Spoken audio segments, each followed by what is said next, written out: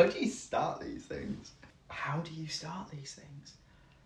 Hi, I'm Kai, and this is, I suppose, the Vinyl Tag 2021. This is my first sort of video jumping into the vinyl community, so I suppose before that I'll do a little introduction, although I'll do an actual introduction, break down my record collection later on, but I just felt like this was a good place to start for me, I think, because it would ease me into it, and I just have some records that I want to talk about, and this list kind of gives good prompts. I don't know where this came from, I'll put it in the description, I guess. Let's start, I guess. Sorry, this is all a bit weird to me still. Hello, focus? Okay, no, oh, you were so close, come back. So one of the artists I discovered in 2020 was Kate Davis, and that was through her NPR Tiny Desk, and I just instantly fell in love with the song Clowns that she did, and I knew I had to get the record. When this came out though, it was on a gold and purple one, and I really couldn't decide which one to get. And then I found a signed version, and I still didn't know which version, if it was the gold or the purple, and I just thought, you know what, I want this record, it's signed, let's go for it. And as you can see, it's the gold one I ended up getting, which I'm very happy with. It's the only gold record I own, I think, and I think the pressing is so nice and it looks so cool. Very happy with it. I mean, it's been a year of lockdown, pretty much. So there's going to be a lot of quarantine buys. One of the ones which I think kind of sums up my experience the best is this album, A Weapon Called the Word by the Levelers. I just think one night I was drunk listening to music, as I often found myself this summer. And the first track, World Freak Show, came on, and it's just such a fun song. And I just thought, I need this album. I love the Levelers anyway, and I already have a couple of their records. And I just thought, I don't have their debut yet. I'm going to find it. So I went straight to Discogs, I ordered it and forgot about it until it showed up. And I was very happy that it arrived at my door, and it was a nice little present to me. It's one of my favourite quarantine buys, and I'm going to talk a little bit more about this band a little bit later on, because they might appear again in this list. So an LP that I want to find in 2021, it's my holy grail record. It's This Desert Life by Counting Crows, and it's such a limited pressing. It kind of got released just as vinyl was ending. It's sort of a massive format, and CD was coming into sort of its peak, so there was much less pressing as of it done, and they haven't done a repressing, and everything I've heard makes it seem like there's not going to be a repressing of it. And on Discogs it goes for hundreds, and I don't have that much money to spend on a record. Like, I wish I did, I would get it without thinking, but I just don't. And every time I go into a record store, I have to remind myself that I'm not going to find it in one of the discount bins for $5. And even though I know I won't, it breaks my heart every time it's not there. But 2021, maybe it's my year. I don't actually own any box sets. They always just seem really expensive, and there aren't many artists that I love enough to get their box sets. Maybe one day. I've got my eye on the Bob Dylan bootleg series. I think that will be the first box set I get, and possibly the only one, unless Counting Crows release one. That's probably the honest truth there. I don't really know what a concept album is, if I'm honest. I don't quite get it. I don't get the concept of a concept album, you might say. You shouldn't, but you might. So I did a little bit of Googling, and Sgt. Pepper's Lonely Hearts Club Band showed up on a lot of the lists. So I thought, you know what, here's a concept album of my own. There you go. Can't say much about it as a concept album, because I don't quite know what quantifies it being a concept album. But it's a picture disc, and I think it looks really cool, and picture discs seem to get a lot of hate, and I don't know why, because genuinely this was the first record I put on and listened to and thought, oh man, vinyl can sound so good. Like, it's one of those things people always say, and I'm a bit like, maybe not. And then I listened to this record and was like, shit, vinyl sounds good, you know? And it made me want to take this collecting business a lot more seriously. So an album where the artist changed direction is Tranquility Base Hotel Casino by Arctic Monkeys. A lot of people hated this record, and I guess I get it because it's so different to anything they've done, Personally, I love it. I love the vibe around it. I love the story that the album is trying to tell. I think it's a perfect album to stick on in the background while you're working, and it's something I listen to a lot, and it really helped me get through my first year of university, because when I couldn't concentrate, this album went on and I blasted through an essay. So, top marks in my book. So, a white label promo, again, I'm not entirely sure what this is. I know I don't own any, and from what I understand it, I probably won't ever get one, because it seems like a proper collectible thing for a band. And I don't know, there's only a couple of bands that I would want to invest the extra money in to get sort of one of those white label ones. So maybe one day I might have one, and it would probably only be a single if I did get one. So that will remain blank on this list for years to come, I imagine. And then a compilation album, I was always against them. I didn't like the idea of them, and I don't know why. I don't know what it was, but something about them I just hated. Greatest Hits album seemed dumb to me when I was growing up. Recently I've changed my mind, and this was one of the records that did it for me. It's the Mamas and the Papas. It's a compilation of a lot of their best stuff. It's a 2x LP, and it's really got me into the band. I've listened to a lot of songs that I don't think I would have found otherwise, because trekking through a lot of albums can be so difficult, and I can now see the value in an album like this when you're just getting introduced into a band. So an album with a story. I was going to do my first record, but I think I'll save that for another day, because the record, it means a lot to me. Anyway, and I like the story behind it, and I'm going to share that another time. So for this, I've gone for Counting Crows, August and Everything After, live at Town Hall. Live albums, I think people have mixed opinions on, but I really recommend this. I think it could change your opinion on the live album. It's just fantastic. And for stories, Adam tells a lot of the story. I'm showing you the track list, like you can read it. Adam tells a lot of stories on this album about the songs, which is really interesting to listen to. But on a more personal note, Raining in Baltimore, the specific version on this record, kind of saved my life. I was in a really bad place, and the lyric, "What would you change if you could?" just got stuck in my head. And I don't know, it just kept going round and round and round, and then I started to realise I could change a lot of the things in my life that were making me unhappy, and I started to feel a lot better because of it. And I just think if it wasn't for this record, I wouldn't have come to that realisation, and I probably would have been in that space for a lot longer than I was. So, an album that needs a vinyl pressing. It's another Counting Crows record, right? It's Saturday nights and Sunday mornings. It's one of my favourites. I think it's such a good album, and it's a cool concept for an album. It's split into two sides, Saturday nights and Sunday mornings, and I think it'd be perfect on a record. And it's not had a pressing, and I've heard no words of them doing a pressing for it, and I'm angry about it, and I want it on vinyl so badly. And I think it's rude and a bit of a personal attack by Adam and the band that they haven't put it onto vinyl specifically for me yet. So, a common album and an uncommon album. I wanted to link these two somehow, and I didn't fully know how, and then it clicked. My common album is Laura Marling's Alas I Cannot Swim. This is a brilliant debut, and I think a brilliant introduction into folk, because it's very fun. It is nothing short of just a fun album. Lyrically, it's great. It's some of Laura Marling's best work, I think, although her new album is brilliant as well. So this album is sort of about how she doesn't believe in true love. And it was produced by someone called Charlie Fink, who is the lead singer of this band, Noah and the Whale, and Laura Marling used to be in this band on their first album. Well, this is my uncommon album because you can't really find it anymore. Not only did Charlie Fink, this man right here, produce that album, he wrote this album about Laura Marling after their breakup.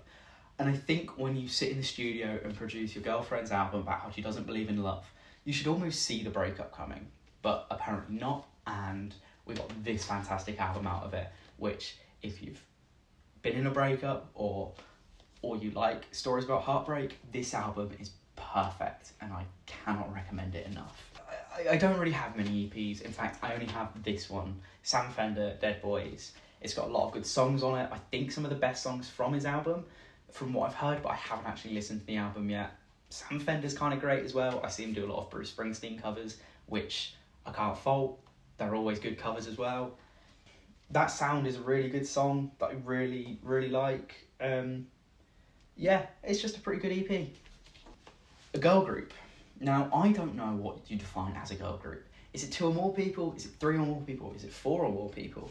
I don't know. I've got limited options, so I'm defining it as 2 or more people.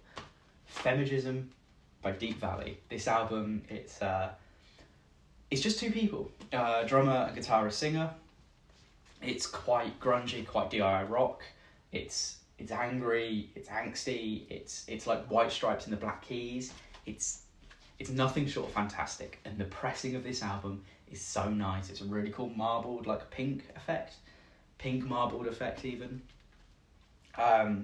Listen to Smile More, and then go and listen to the rest of the album because you'll want to.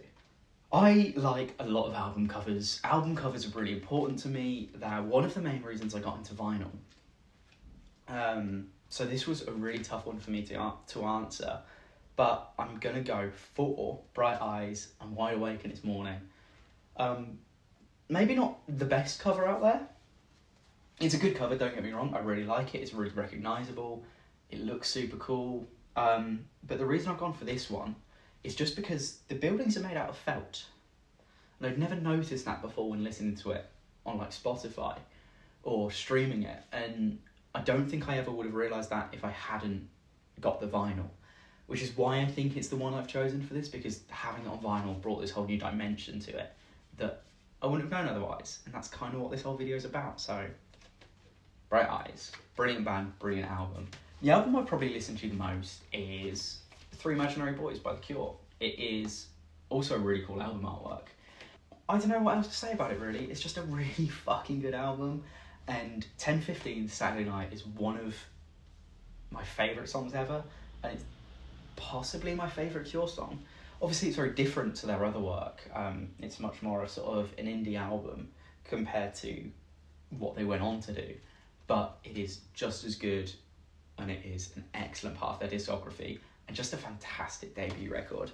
An album I had to get an OG copy of was Monument by Keaton Henson. I love Keaton Henson so much. I'm actually wearing one of his t-shirts now.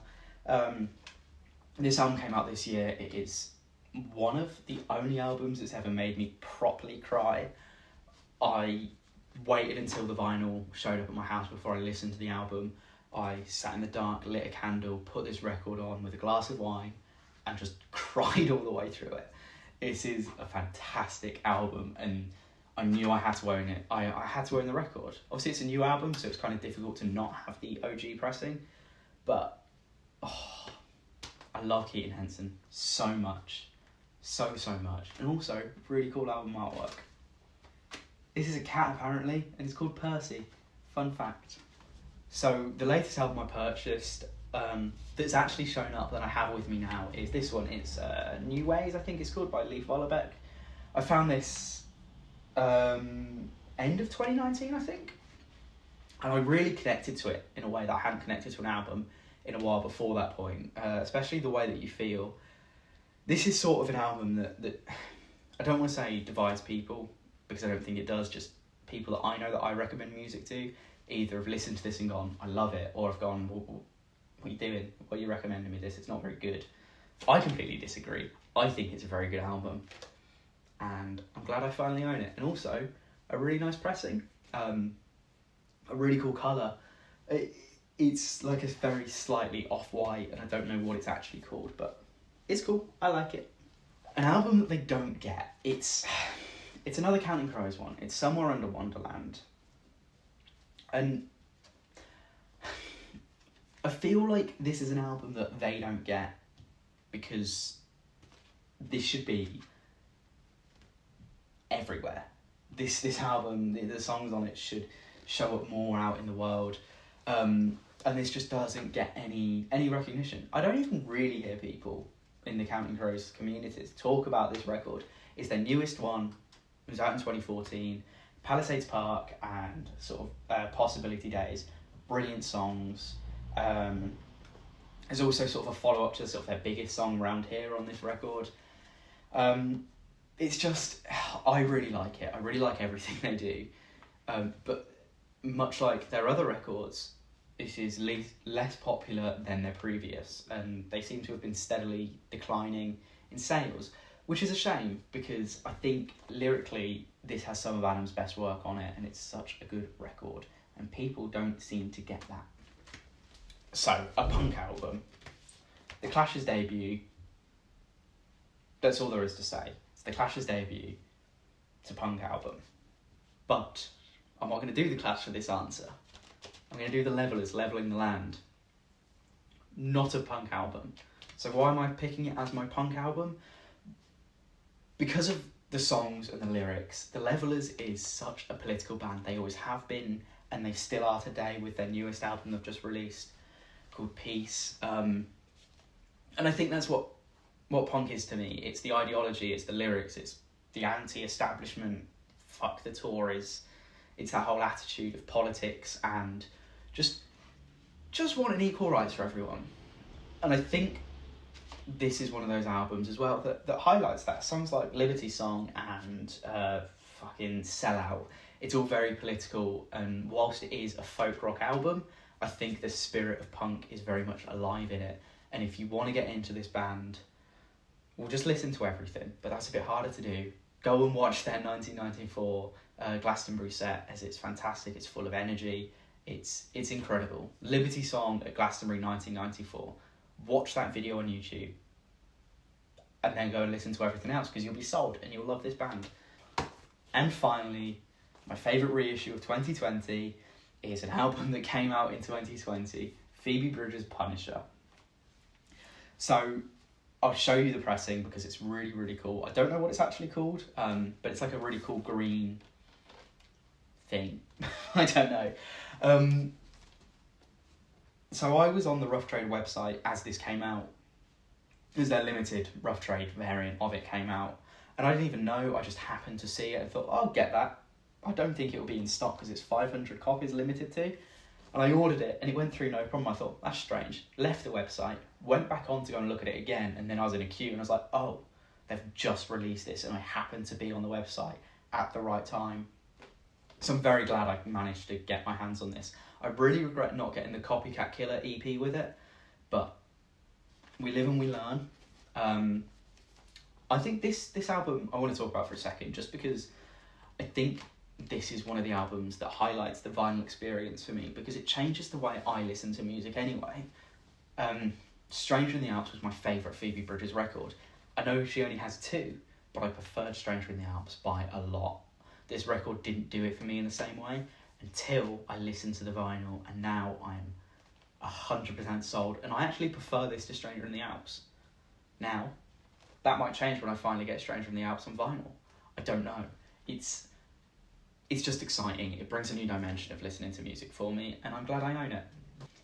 So that was the Vinyl Tag 2021. This is my first video talking about vinyl, and I've wanted to do it for a while, and I'm glad I'm doing it now. I'm going to link my Discogs below, so if you want to look at my collection, feel free. If you want to talk about it, just leave a comment. I'm always happy to talk about music. Yeah. Thanks for watching, I suppose. If you enjoyed, leave a like, leave a comment, maybe even subscribe. It's all up to you. I don't mind. I just want to talk about records. That's why I'm here. I don't know how to end these things. I've always been bad at saying goodbye, so till next time, I guess.